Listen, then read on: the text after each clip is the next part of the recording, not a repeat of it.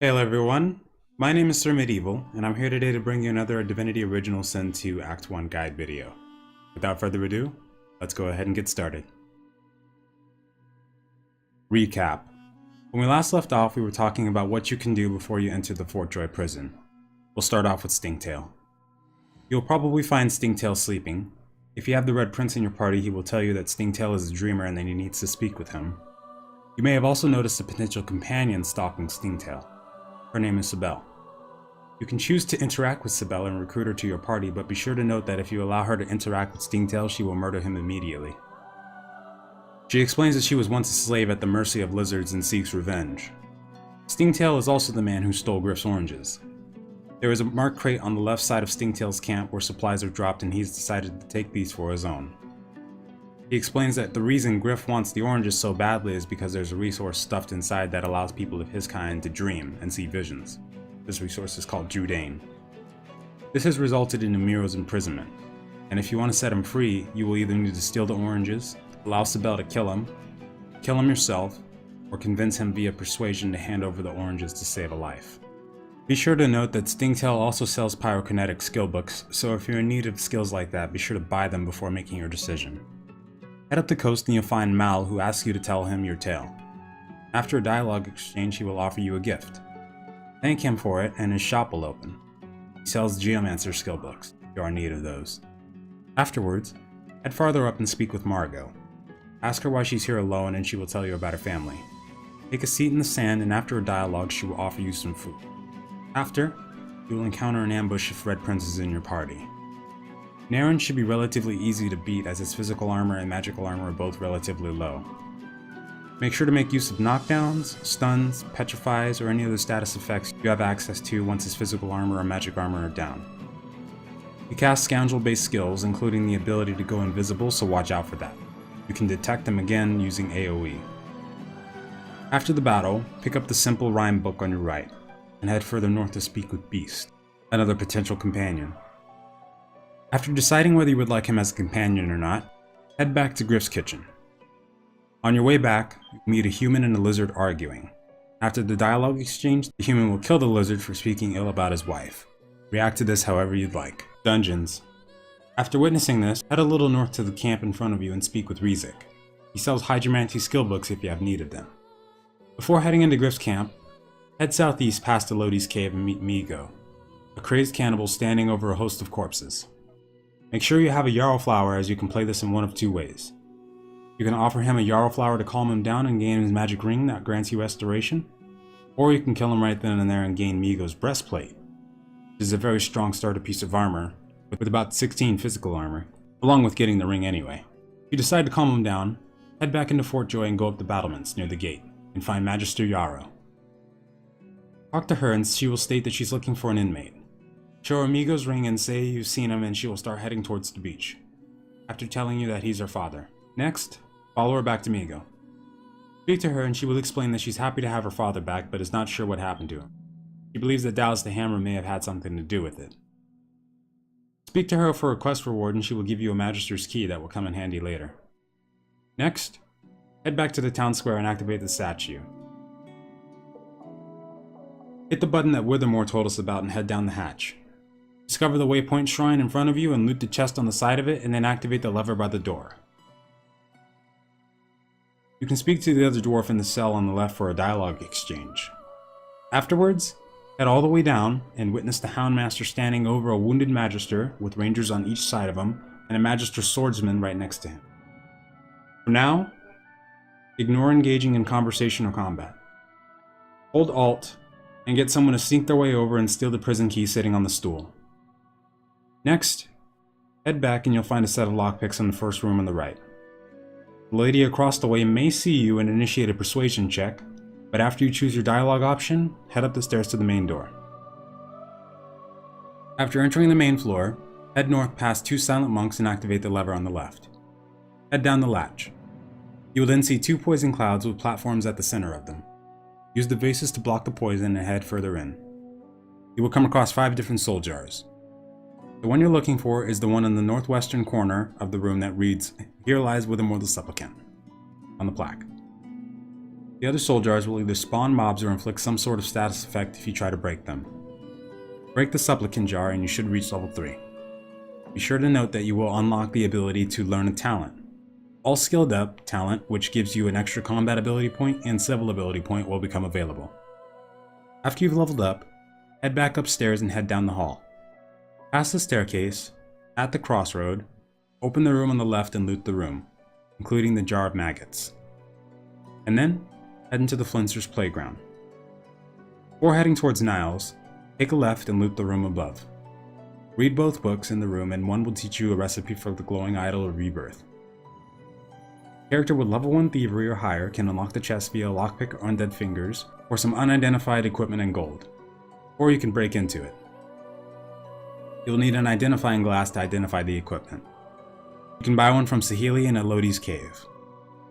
Next, head down into the playground. Niles will teleport right next to you and start eyeing you down. Stare him down and ask if there's anything else he wants. You will smell the Magister Atus's leg, the one who was exploded by source magic at the front gate of Fort Joy, in the very beginning. Hand over the leg to avoid combat for now and head back downstairs. It's also important to note that after you deal with Niles either by avoiding combat or killing him right here, there will be a sewer entrance that you can access to escape Fort Joy right then and there right beside him. Travel back to the Fort Joy square when ready and start heading west out of the city. You'll come across Gawain, who will ask you if you're alone. Say you are and ask after his proposition of escaping Fort Joy. He will tell you he needs a method of transportation guarded by crocodiles nesting outside the city. Accept his quest and head towards them. 2 out of 3 of the crocodiles are vulnerable to magic damage, so be sure to make use of that. Quick note though is that they have a 20% bonus resistance to both fire and poison. But even so, fire still does quite a bit of damage to them. There's also a ledge you can use to ensure you have the high ground and get a damage bonus on them. Be sure to note that they do have access to a skill called teleportation that teleports them across the battlefield. They will also attempt to use Fossil Strike, which will generate an oil puddle and slow your character. After the fight, loot the gloves of teleportation. Head up the beach to find a severed head, severed chest, and the corpse of Magala. Loot her corpse and read the journal and it will tell you there's a secret vault of Brachus Rex north of Gritania's shrine. We'll remember this location for later. Head back towards Gawain and you'll find a dwarf sitting by the fire. Talking to him with Beast in your party will initiate an interaction between the two. Head back to Elodie's cave and move the barricades near her on the south side. Get past the poison by lighting it on fire and loot the items on the left. There will also be a shovel on the right if you haven't gotten one already. Heading forth past this point will initiate combat with poison toads. Make sure you have your fire or water-based skills and equipment present. Afterwards, initiate combat. Be sure to note that these toads are weak to water and slightly resistant to fire. A good tactic to use is to get someone to sneak in and initiate combat in the center of the room, preferably a tank. Sneak the rest of your party in and initiate sneak attacks on the mobs. After the fight, loot the toads and the crates/chests in the room and head back into the main room. Rula will initiate conversation and you will gain experience. Next, teleport to the Fort Joy Square and head down the latch again. You'll find yourself back in the prison. Head back towards the room with the Houndmaster and prepare for combat. Be sure to note that you want to make sure you do not hit the Magister lying on the ground in front of him. He will offer you a password that allows you to bypass combat later on and escape Fort Joy via another method. Make sure to set up ambushes or summon creatures before initiating combat. When ready, start the battle. This is not a battle you need to initiate conversation for, so you can go ahead and set up ambushes and summons, and then when ready, start the battle by attacking a ranger or the Houndmaster. Make sure to lock the rangers down early on. You can get characters close to them before the fight begins to ensure that you'll be able to stick on them and take them down with ease. After the rangers go down, focus fire on the Houndmaster. Make sure you stay out of the path of Dolores, the Magister on the floor. The Houndmaster may battle stomp and hit him in the process. You can also restore Dolores' health to ensure he doesn't die and also allow him to join the fight. If you have a restoration scroll to use, now would be the time. If you're on harder difficulty, something to note is you can keep the Houndmaster locked in conversation the entire fight, while the other 3 companions beat the crap out of his rangers and swordsmen. Might be a nice thing to do since you don't have to deal with his hound in combined strength. When the fight is over, talk to Dolores, and he will tell you a password that will allow you to bypass the fight with Magisters near Flinster's playground. Thank him for his help, and loot the room, including a shiny red ball from the Houndmaster. Head back upstairs to the main floor and open the door on your right with the hounds. You may need a lockpick to get inside. Head in and a conversation will be initiated with the dogs. Take out the shiny red ball and wave it in front of their faces. Next, throw it across the room. This will allow you to avoid combats with the hounds for now. There will be a chest in the corner of the room atop a ledge. Use the teleportation gloves to teleport it down to the floor. You can then use ranged weapons like wands or bows/crossbows to break into it without having to use the lockpick. Next, use the teleportation gloves to teleport someone into the locked room on the left. Loot the room, including the Houndmaster's crossbow on the table. You will come across a cage key. Make sure your entire party is inside at this point. Next, open the cave and speak with Birdie. He'll tell you that the Magisters fed him some strange meat and ask you to put him down. A persuasion check will then begin. If you fail, he will initiate combat. It should be a relatively easy fight since he has little to no physical armor. After the fight is over, teleport to the Fort Joy Dungeons waypoint and head back to the main floor. Head upstairs and use the gloves of teleportation to tele someone into the locked room in the northeast corner. Avoid the Magisters outside the north exit. Come back to that later. Loot the room and head to the south door. Ensure your entire party is in sneak mode after entering the room. High Judge Orvald will be conducting a hearing. Sneak past him and his soldiers into the south room and close the door behind you. Loot the entire room and then move the dresser panel next to the large painting of Alexander and find the chest outside.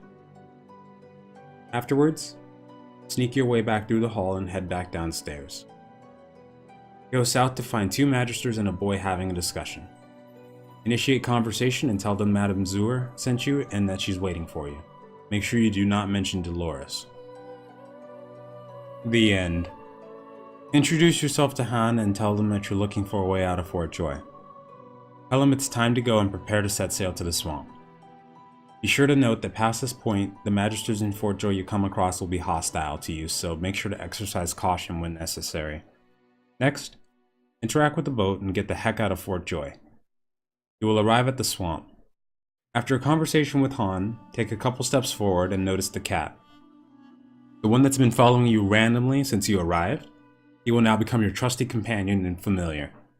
The cat is a very useful pet to have because its two skills are to swap places with its master and to feline leap. This can be very useful for reaching high places or getting out of tough situations. By this point in the story, you should be level 4 and have a decent amount of equipment for your travels. Even though we've escaped Fort Joy, there's still some unfinished business to be had inside, including Griff's camp and High Judge Orvald. For now though, that ends the first part of the Act 1 guide of Divinity Original Sin 2. Thank you all so much for watching. I hope this has helped you on your journey within the game. Be sure to check out the next guide when it becomes available. It takes a while to create these kinds of guides in between workdays, so please bear with me, and if you want more, I shall deliver. Also be sure to like this video if you enjoyed and comment below and let me know if it helped you and any other hidden things that can be included in future videos. Thank you all so much for watching and I'll see you next time. Farewell. Next up, Total War, baby!